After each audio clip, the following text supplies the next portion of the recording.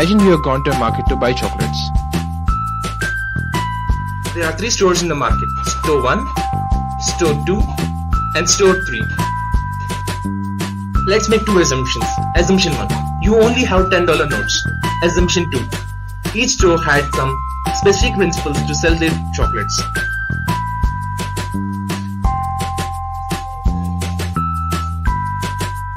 Rules of Store 1 are: minimum cost of a chocolate is $10 and $10 notes are accepted in Store 1.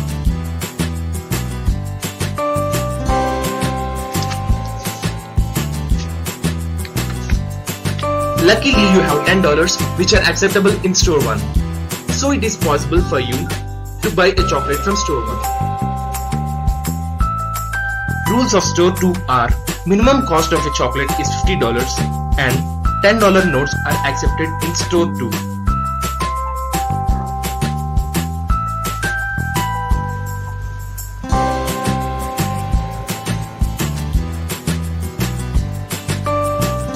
Even though you don't have $50 notes, you have 5 $10 notes.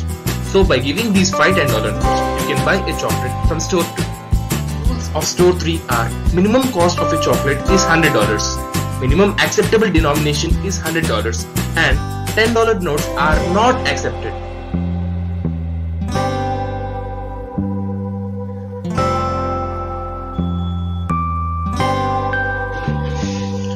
You don't have $100 notes, but you have 10 $10 notes.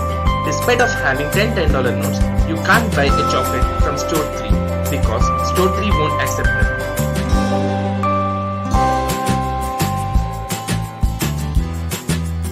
So buying a chocolate from Store 3 is impossible for you. What do you do now? Well, by observing all this, a wise man installed a money exchange counter near Store 3. He used $100 notes to his customers by taking $10 notes from them. You may actually think that you can get a $100 note by giving 10 $10 notes, but the money exchanger demands 12 $10 notes to give a $100 note in return.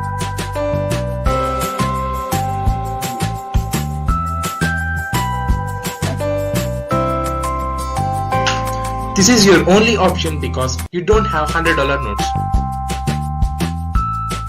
You can't refuse the offer because you need the chocolate from Store 3.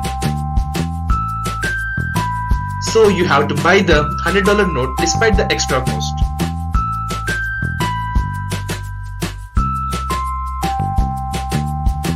Observe that the cost of the chocolate had not changed. Still, you ended up paying more than the original amount. What's the reason behind this extra cost?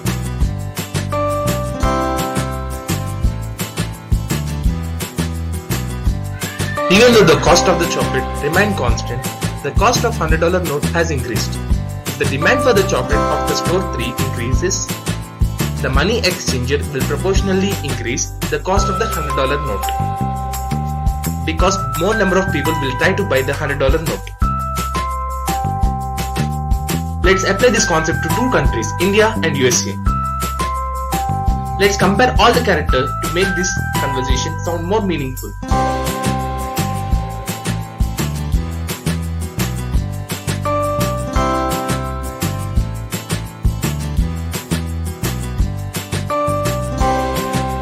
Whenever the demand for the chocolates of the Store 3 increases, the value of the $100 note increases.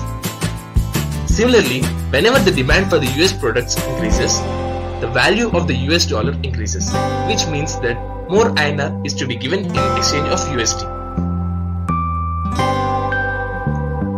This increase or decrease in the value of the country's currency depending on the demand of the goods and other factors is called the exchange rate. More the demand of a country's products, more is the value of the country's currency.